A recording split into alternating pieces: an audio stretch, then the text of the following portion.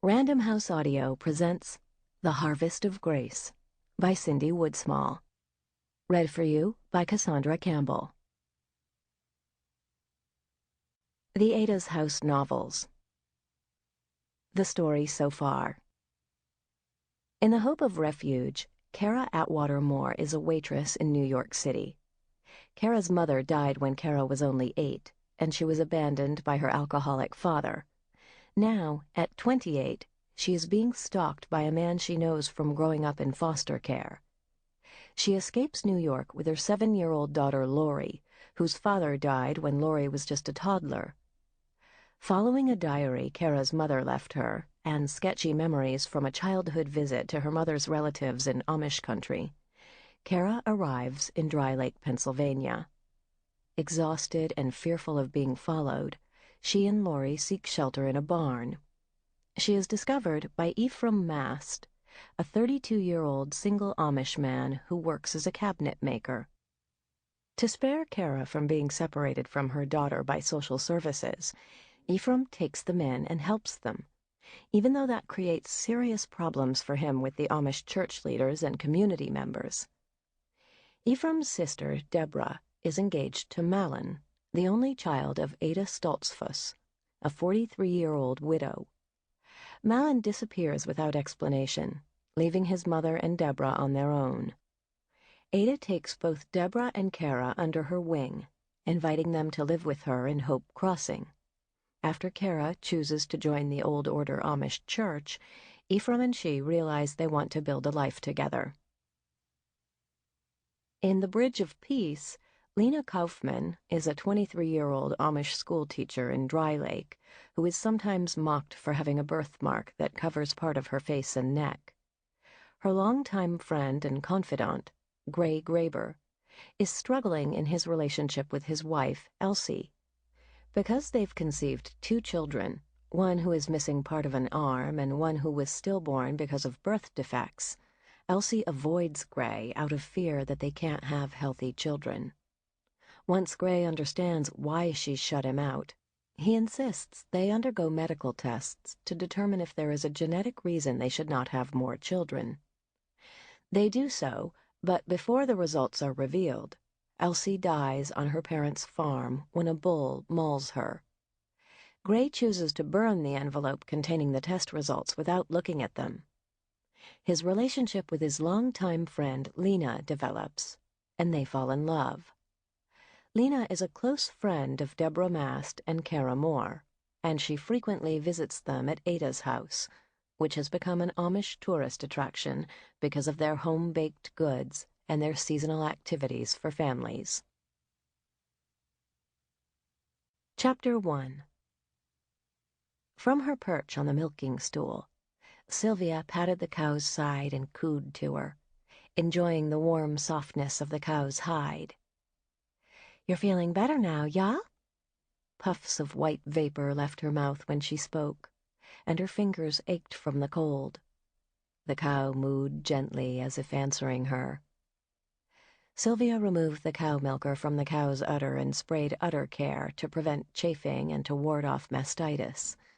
She set the stool and bucket out of the way, moved to the far end of the stalls, and pulled the lever that opened the tie rails, releasing the last round of cows from their milking stalls. Dat lifted 2 buckets of milk and headed for the milk house. "What are you humming this morning?" "Oh, She hadn't realized she was humming, so she had to pause for a moment and think. "Moon River?" "Sure does sound nice. This place don't seem the same when you're off. No one else I know hums while working a herd." He disappeared into the milk house to dump the fresh liquid into the milk tank. Unlike a lot of Dats, Sylvia's hadn't minded when she bought an iPod during the early years of her Rumspringa. The Englisher who picked up their milk 3 times a week had always recharged it for her. But then, 5 years ago, it fell under a cow during a milking and was trampled to death. Since she still hadn't joined the faith, she could have bought another iPod. But Lily was 7 by then and hanging around the barn more. It would have hurt Lily to realize that her older sister didn't always keep the old ways, so she never replaced it. But she missed some of her favorite songs, like Moon River. The lyrics about the dream maker always made her think of Elam. Her pulse quickened as she envisioned Elam next to her in the barn. His good looks seemed more suited to modeling in Englisher ads than managing a dairy herd, and she found his physical presence frustratingly compelling. He frequently mentioned marriage lately, and she could imagine their future together, always being close to him, waking alongside him in the mornings. But she had reservations, too. Didn't she want more from true love than heart-pounding attraction? Maybe she just needed to spend more time talking with him about their rainbow's end, and all her reservations would melt into nothingness. She patted a few cows on the rump, gently moving them along. The herd desperately wanted in the barn at milking time, each cow hurrying to a stall in the milking parlor, but they weren't eager to leave the building afterward. Their contented lowing and the ease with which they lumbered outdoors toward the bunk feeder and water trough made her smile. The large creatures were the same today as they'd always been, peaceful and productive. In a side stall, a new calf nursed from its mother. Ginger slid her head across the wooden gate and Sylvia rubbed her long forehead. Sylvia had been up half the night making sure Ginger didn't have any trouble bringing the calf into the world. Fortunately, Sylvia hadn't needed to pull the calf or call a vet. Both were victories she was proud of. 2 years ago, after she'd cried over the death of both the cow and her calf, her dad did the unthinkable. He gave her the right to tend to the breeding of the herd as she saw fit. Her ways took more effort than his, but she'd not lost a cow or a calf yet.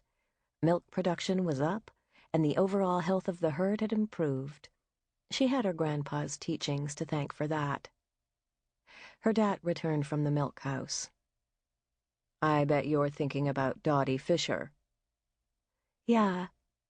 I think of him every time a healthy calf is born." As a child, she'd been her grandfather's shadow while he tended to the cows, and she'd been young when he began training her in the value of careful breeding and vigilance during every labor and birth. In spite of her being a girl in a patriarchal society, he believed in her. When he'd passed away a couple of years ago, she thought her heart might break. Dad headed toward the remaining buckets of milk. Sylvia pushed the wheeled cart that carried all her milking supplies toward the mud sink. "I need the 2 heaviest of those buckets, Dad." "2?" His eyes met hers, reflecting interest. "You making more yogurt already?" "I am." "Are we eating that much, or are you selling that much?"